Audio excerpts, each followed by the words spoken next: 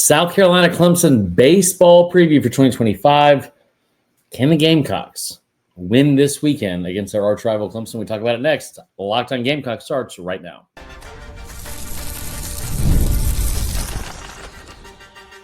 You are Locked On Gamecocks, your daily podcast on the South Carolina Gamecocks, part of the Locked On Podcast Network, your team every day.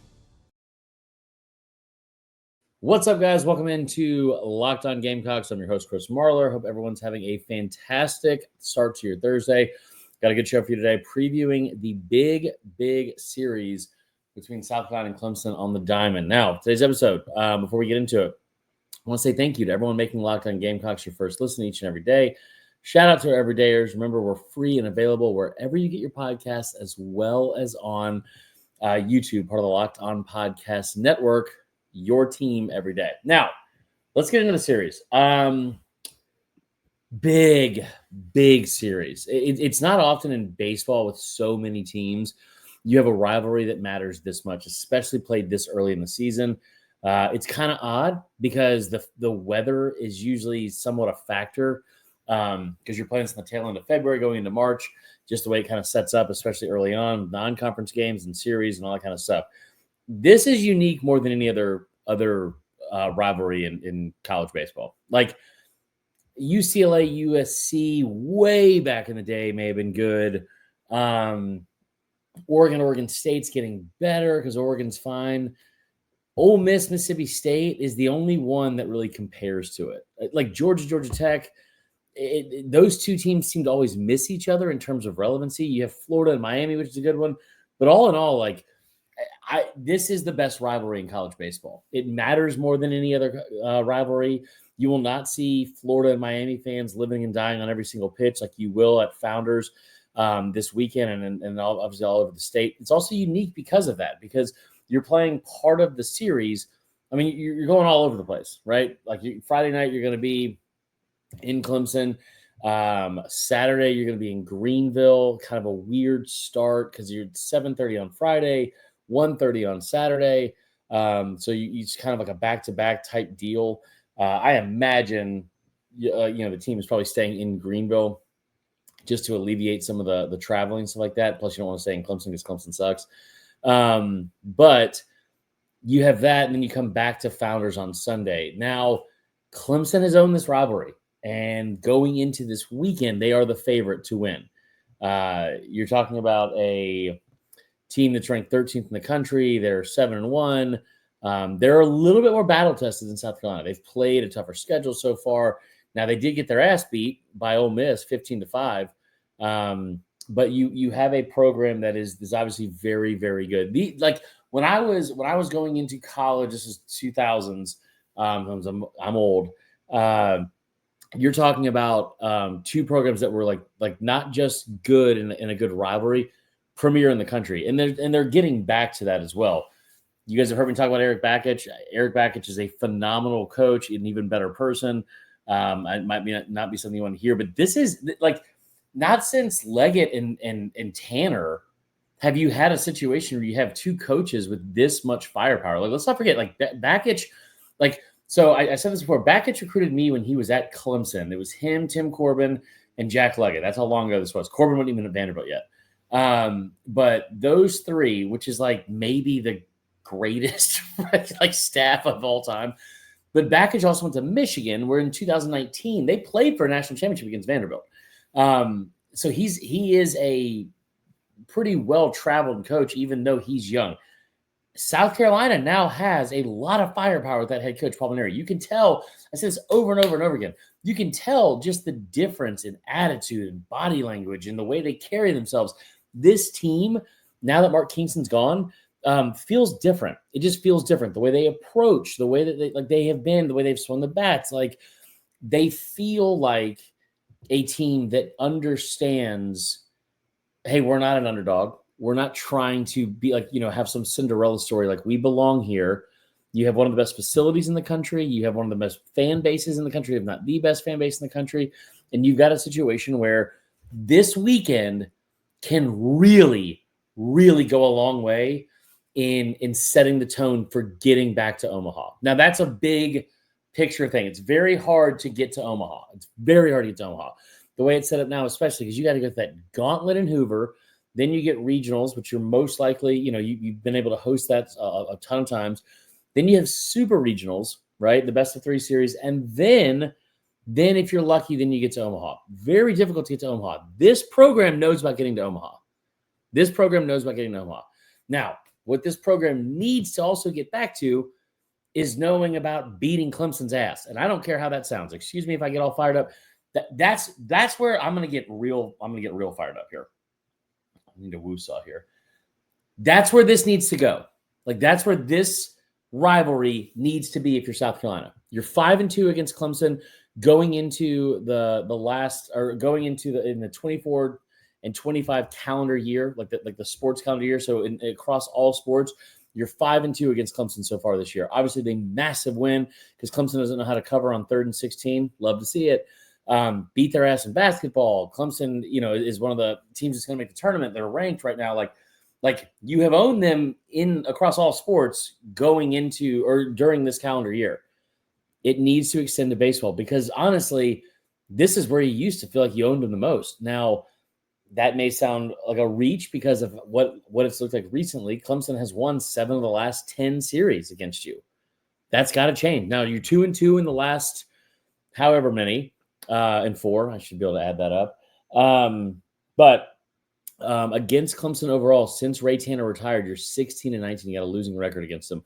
You've also struggled tremendously on the road playing them at Clemson in baseball. Now, I like this South Carolina team. I really like Clemson in terms of what they have with their bats, especially. The pitching has struggled. And I think if you're South Carolina, the keys to winning this series, it's not that crazy. It's really not that crazy. I don't think it's anything that is like groundbreaking. It's all stuff that we'll get to in the next segment. But you've got a really massive opportunity this weekend if you're South Carolina to go beat an arch rival, and you don't have to sweep. But man, if you could get 2 or 3, or you could sweep them, the tone that sets for the rest of the season is almost difficult to even describe, because the confidence boost you will get for your South Carolina, you're already 9-0, right? But it's the second time in the last 3 years you started 8 or 9-0. Being able to beat this team, especially a team that feels like they are back to where they've been. They are back to where they've been. South Carolina is trying to get on that little bit of a return to glory under Paul Mainieri. I think they're well on their way, but this is a massive, massive opportunity. I hate the fact that you're I hate the fact that you're having to start in Clemson and then go to Greenville. Like just the way the state sets up, it doesn't feel like it's like super advantageous for you, like to go. You're basically playing 2 road games, and I don't like having to go to the upstate for that. It just kind of sucks. I don't like it, but I might be in the minority there. It feels weird to have like such a huge game and you have to wait till Sunday at 5 to even be at home. You know what I mean? I don't know. It's just me.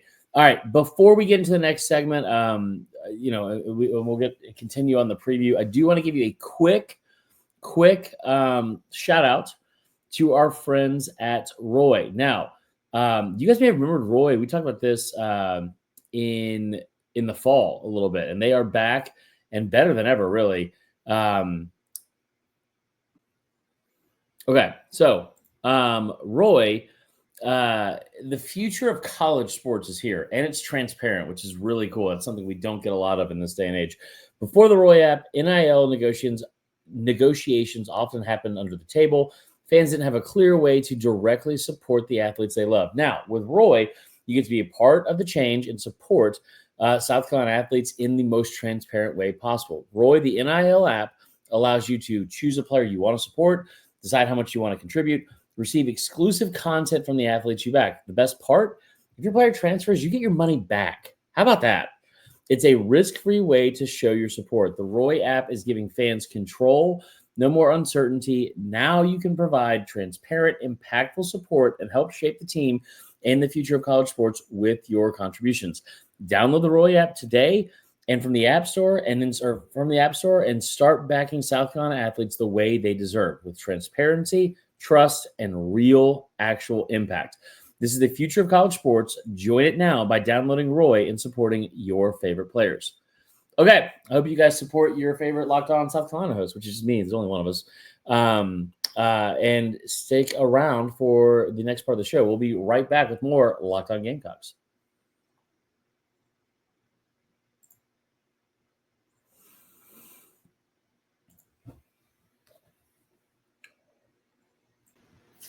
All right, back to it with this preview episode for like I said, massive series this weekend.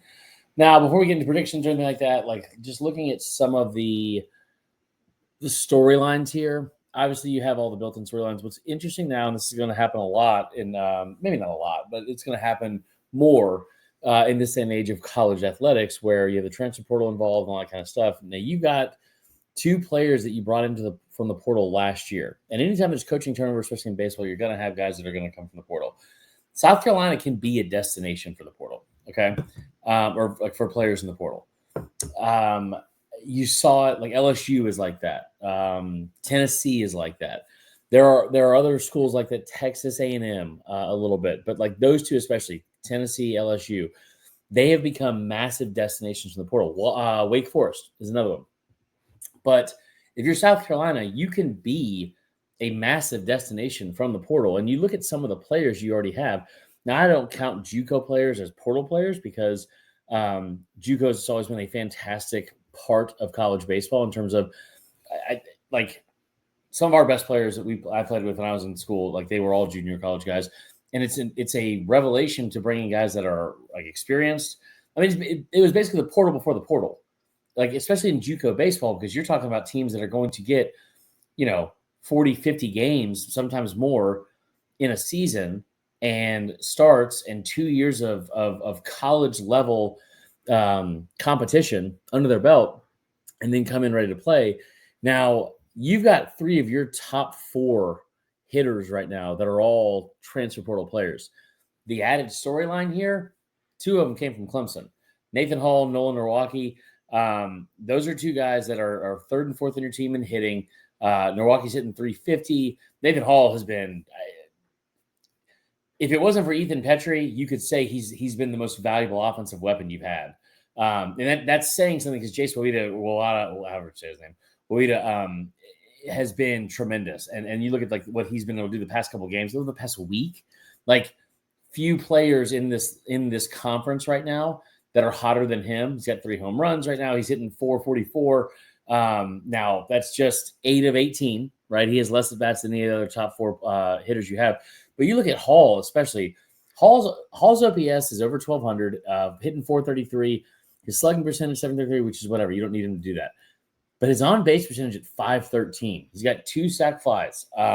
He's got 6 walks. He's got a hit by pitch. He's only struck out 3 times in 30 at bats. Really, really good. Really, really, really good. The confusion almost comes, and you want to talk about like I'm not going to ever bash Eric Bakich, as you guys know. But Hall was at Clemson for 2 years.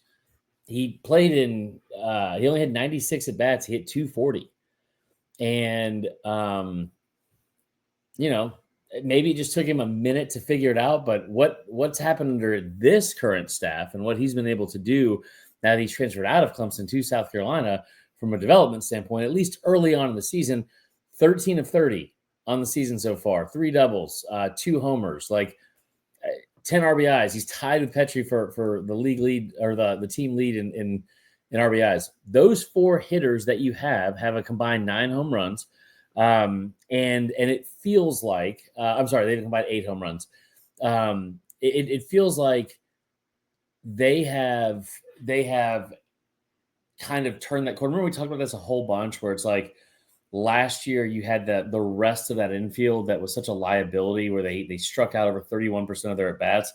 Now you look at what they've been able to do combined for some of those guys. And it feels like that the development that you have had even in just year 1 of Mainieri, it's been different. And again, that's not a shot at Eric Bakich. It's more so just a thing of like, There's a reason why this guy won a national championship. There's a reason why he's considered one of the best coaches in college baseball of all time, not just now, but of all time, and still has it at 67 years old.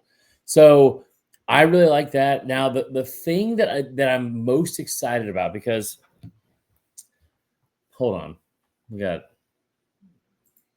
right, I apologize for the short break there. That was our former live producer, Allie Davison, the lovely Allie Davison, who says, "Go Gamecocks, big weekend ahead." So here's what I think I'm most excited about, and we've talked about like where I don't want to get ahead of myself because baseball's a different sport, right? Baseball's like it could be, what's the best way to put this? Like, I mean, bats go cold, right? Playing on the road is tough, but bats can go cold. Pitching and defense usually, in my opinion, win you games. But here's the thing I keep going back to. And if you want to talk about a prediction for the weekend, which we can get into, I mean, your 3 starting pitchers you're most likely going to see from Clemson: Aiden Kanak, Ethan Darden, Justin, I'm not going to try to pronounce his last name, Leguernick.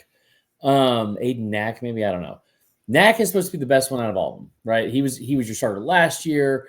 He was really, really good, and that's great. Justin Leguernick, like, now all of these, all 3 of them have already made 2 starts, right? Only Darden has an ERA that's under 6. Okay. It's early in the season. They have played some good teams. You played Oklahoma State. You played Ole Miss. I think they played another D1 team or a Power 4 team. And that's great, right? That's great. They played Arizona State. They played Oklahoma State, Arizona, and Ole Miss. They won 2 or 3 of those games. They scored, but they didn't give up less than 5 in any of them. They've given up 5 or more runs in, let me add this up. They've played 8 games. They've given up 5 more runs in 5 of them. Right. They've given up 7 or more in 3. The only games that they have not given up more than 5 runs, it was VCU twice, and they won those games by a combined 5 runs, 4-3 and 6-2. And then NC State, which again, you only won that game. I'm sorry, not NC State, NCA&T. And you only beat them 4-2. They just hammered Winthrop 20-7, which is fine. But when I look at what this South Carolina team has been able to do early on in terms of hard-hit baseballs, and there's been some slow starts. You're going to have to rely on your pitching like any team would, especially in a series like this. Like those 3 starters you have that are going to go out there, they have got to shove. But when you look at the pitching staff and the starters that Clemson's most likely going to throw out there, like, they've gotten stung early and like a lot. You look at just like Darden, like I said, has been good. 10 innings pitched, only 2 earned runs, got a 1.8 ERA. That's awesome. Good for him. But then you look at what do you call it? Aiden Knack and Justin Leguernick. Now, Knack is more of like a power pitcher where he's got 15 strikeouts in just 9 innings, which is phenomenal work. But he's also given up 6 earned runs, right? 3 of those come from home runs, right? So from that standpoint, you've got to punish them and punish them early. You look at Justin Leguernick, who's got a 8.22 ERA, 7.2 innings pitched, 7 earned runs, and he's given up a 2 home runs as well. Like I look at Aiden Knack, and he's got an opponent's batting average of only 235 allowed, which is really good. I mean, that's only 6 points higher than Darden, who's been their ace.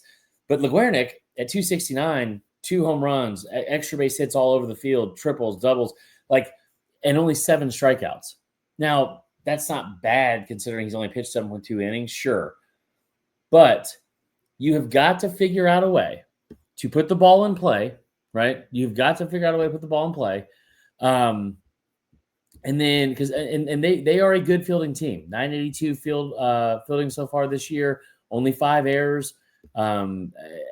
Listen, it feels like the recipe is simple. Like, if South Carolina's pitching can stay locked in the way they have been, which, by the way, they have been really, really good at punch outs. And I think you saw all of them had like 9 strikeouts in through 5 innings over the first weekend. Like, you've got to figure out a way to keep them away from crooked numbers on the scoreboard, right?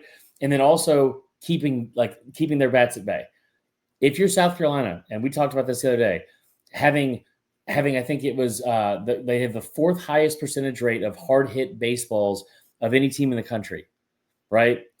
Like the way Petry's hit the ball, the way those top 4 hitters hit the ball, the way Woida, whatever has hit the ball, like those are all things that come into play when you have a team that has clearly, at the very least, not been as sharp on the mound as they need to be.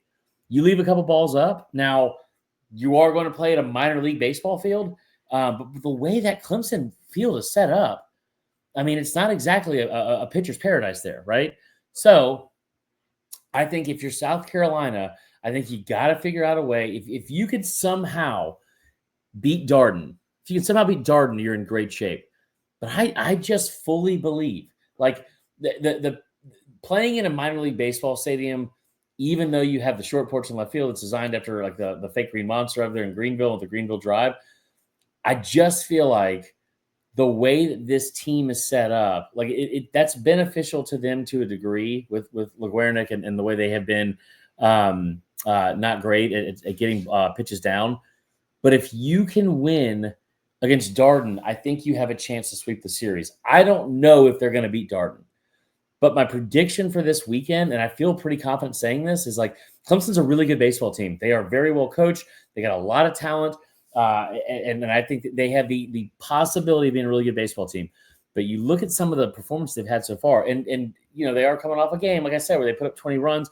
So maybe the confidence from a hitting standpoint is through the roof right now. Maybe it's a beach ball. I don't know. But it's hard to look at the rest of those scores, especially in the rest of those games. And they played good competition. They played really good competition. I think South Carolina takes 2 of 3. I think they win on Saturday and Sunday. And I think that they kind of turn the tide in this series a little bit. And again, very, very good, competitive, great baseball programs that are going to be on full display. But I think South Carolina is good enough, especially with their bats, to win 2 of 3 this weekend. So that's my prediction. That is the preview. We will be back later today with a recap, and we will talk to you all, or not later today with a recap. We'll be later today with a recap of the NFL Combine, as well as a few more shows throughout the weekend. But I hope all of you have a fantastic rest of your Thursday. We will talk to you all later.